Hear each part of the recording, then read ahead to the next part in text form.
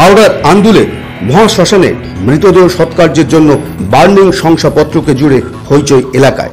মহাশ্মশানের এই শংসাপত্র কেন মুদি দোকানে, কেন আন্দুল গ্রাম পঞ্চায়েতে সেই পোস্টার ঝোলানো, কেন এক সময় 20 টাকার পরিবর্তে 50 টাকা ধার্য করে মহাশ্মশান কমিটি?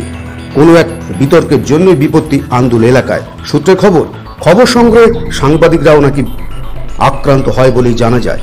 তবে এই শ্মশানের উন্নতিকল্পে কেন মুদি দোকান থেকে বার্নিং সার্টিফিকেট সংগ্রহ করবে মৃতের পরিবার?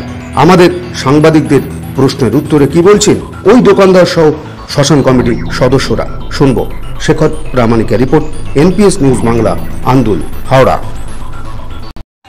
আপনি আজ থেকে 10-15 বছর আগে আমাকে আশিস সরকার আমাকে এসে বলে যে লোকের সুবিধার জন্যে তুমি নিমাই এই বার্নিং সার্টিফিকেটটা দেবে, তার বিনিময়ে তুমি নেবে ওই ডাক্তারি ডেথ সার্টিফিকেট বা হসপিটালের ডেথ সার্টিফিকেটের বিনিময়ে, জেরক্সের বিনিময়ে তুমি এই সার্টিফিকেটটা মানে সার্টিফিকেটটা দেবে, ওই বার্নিং সার্টিফিকেটটা।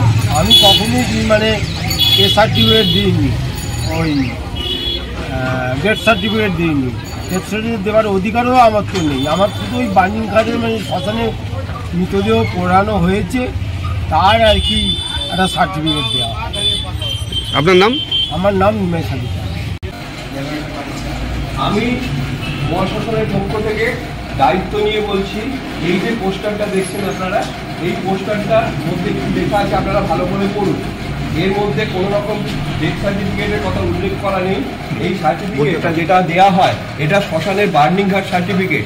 এই সার্টিফিকেট তৎকালীন আমাদের প্রেসিডেন্ট আশিস সরকার নিজস্ব উদ্যোগে এই পোস্টারটা ছাপিয়েছিলেন। তখন ছিল 20 টাকা, এখন সেটা বর্তমানে হয়েছে 50 টাকা এবং দীর্ঘ 7 বছর ধরে এই 50 টাকা করে নেওয়া হয়। কিন্তু এর আগে 20 টাকা নেওয়া হতো, দীর্ঘ 15 থেকে 16 বছর আগে এই পোস্টারটা লাগানো আছে। এখানে কোনো রকমভাবে আমাদের বার্নিং ঘাট বা দাহ করার জন্য যে শংসাপত্র দেওয়া হয় সেইটা উল্লেখ করা আছে এবং সেটা পাওয়া যায় আমাদের সদস্য, অন্যতম সদস্য নিমাই সাদিকা, যার নিজস্ব একটা মুদিখানা দোকান আছে এবং সেখানে যাতে প্রত্যেকটা লোক তাকে চেনে, বাজারের মোড়ে প্রত্যেকে তার কাছে গেলে সেই সহযোগিতাটা পাবে, সেই হিসেবে তার দোকানে করা হয়েছে, ব্যবস্থা করা হয়েছে।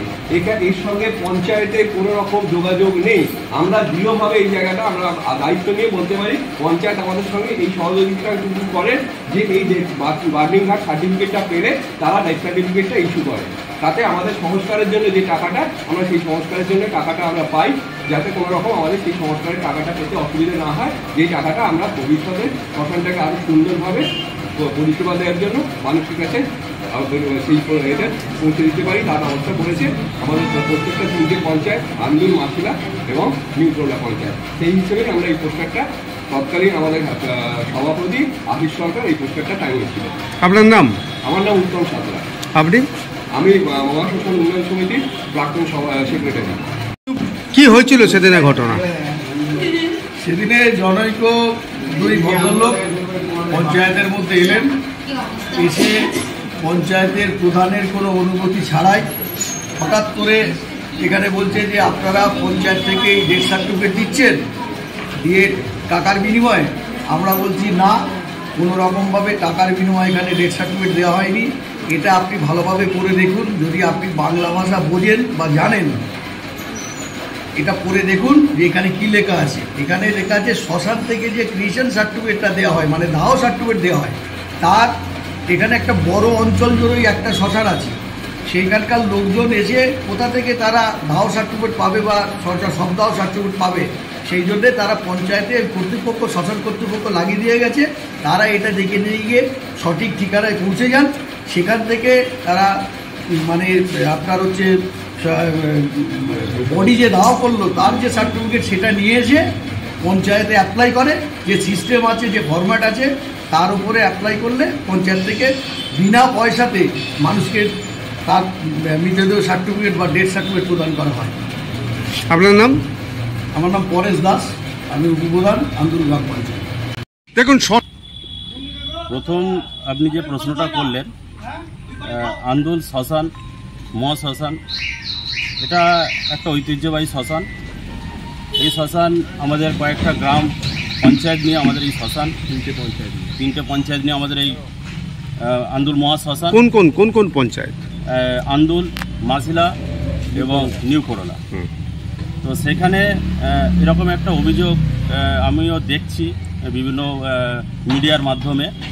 তো এই মাধ্যমে যে এটা ছড়ানো হচ্ছে যে বিষয়টা, সে বিষয়টা সম্পূর্ণই বাস্তবহীন।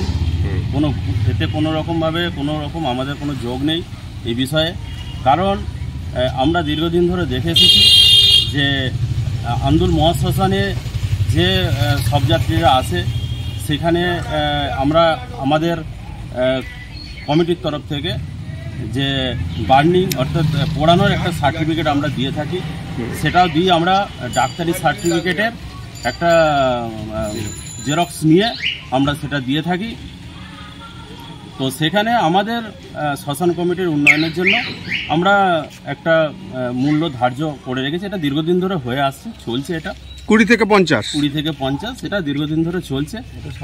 তো দীর্ঘদিন ধরে চলছে, এটা কমিটি একটা সিদ্ধান্ত করেছে। কিন্তু আগামী দিনে হয়তো আমরা এটা তুলে দেব, কারণ আমাদের সেখানে আমরা যে 50 টাকা ধার্য করা হয়েছে, সেটা আমাদের শ্মশানকে পরিষ্কার পরিচ্ছন্ন রাখার জন্য। তো সেখানে আমরাও নিজেরাও কন্ট্রিবিউট করি। আমাদের মৃতদেহ আসলে এখানে সর্বত্রগামী করে, এটা সব পঞ্চায়েতই করে। এখানে কোনো রকম 2 নম্বরই কোনো বিষয় নেই, কোনো না। এর পিছনে সব পুরো যে খরচা হচ্ছে তার পুরো স্ট্যাটিস্টিক আছে? হ্যাঁ, অবশ্যই আমাদের কাছে রেজিস্টার্ড আছে। সেই রেজিস্টার্ড আমাদের কারা কি টাকা দিয়েছে বা কবে কি মারা গেছে তার টোটাল রেজিস্ট্রেশন আমাদের কাছে হিসাব আছে। এটা একটা যেরকম বিষয়, তো এটা সম্পূর্ণ ভিত্তিহীন একটা রিপোর্ট, খবর চারিদিকে ছড়িয়ে পড়ছে। জানি না এর মধ্যে কি রাজনীতি আছে, কি আছে। তো আমরা তো জনপ্রতিনিধি, তো সেখানে আমরা রাজনীতির ঊর্ধ্বে মানুষের স্বার্থে কাজ করার অবশ্যই আমরা প্রচেষ্টা করে থাকি। তো আজকেও আমরা করছি। সেই প্রচেষ্টাকে সফলতা দেওয়ার জন্য আমাদের সাংরাইল পঞ্চায়েত সমিতি বিডিওকে আমি অসংখ্য ধন্যবাদ জানাই। হ্যাঁ, সেখানে আমার অনেক প্রচেষ্টা বলতে পারে, বা আমার ঐকান্তিক প্রচেষ্টায় আমি এই জলছত্র প্রকল্পটা এই শ্মশানে, আন্দুল মহাশ্মশানে আনতে পেরেছি। এবং সেখানে প্রায় কাজ 80% সমাপ্ত হয়ে গেছে। কিছুটা কাজ আর বাকি আছে। তো কাজ আমাদের চলছে, আপনারা দেখতে পাচ্ছেন আমাদের কাজ চলছে। তো 4-5 দিনের মধ্যে আমাদের কাজটা কমপ্লিট হয়ে যাবে। জলছত্র নিয়ে একটা অভিযোগ ছিল, জল নিয়ে একটা অভিযোগ ছিল। বিভিন্ন কল আমরা করেছি, এর আগেও করেছে, কিন্তু আমাদের সেইভাবে পরিষেবাটা আমরা দিতে পারিনি। তো এবারে আশা করছি মানুষের সেই সমস্যাটা অনেকটা মিটবে।